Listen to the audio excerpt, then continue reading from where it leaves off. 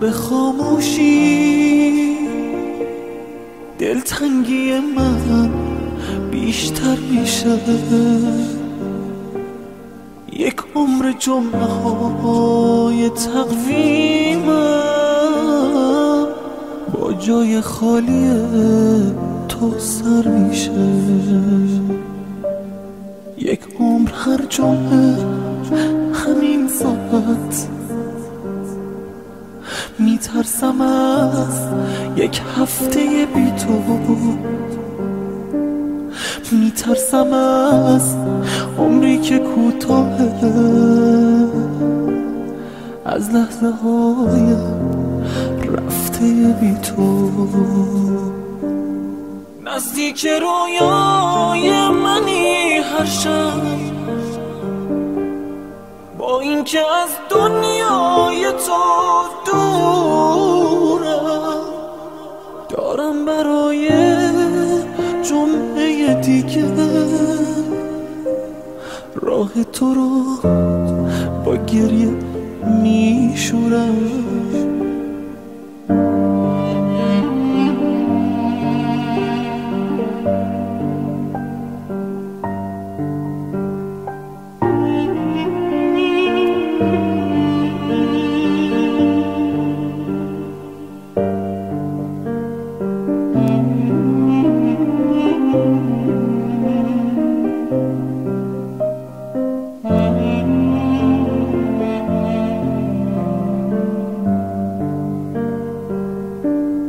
یک عمر توی ذهنم از دنیات تصویرهای تازه میسازم. این جمعه هم قسمت نشد پیشت، دلتنگیامو دور بندازم. دارم مدارا میکنم با مرگ،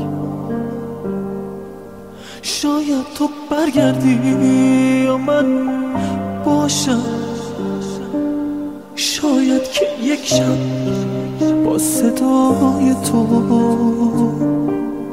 از خواب این سردرگمی باشم.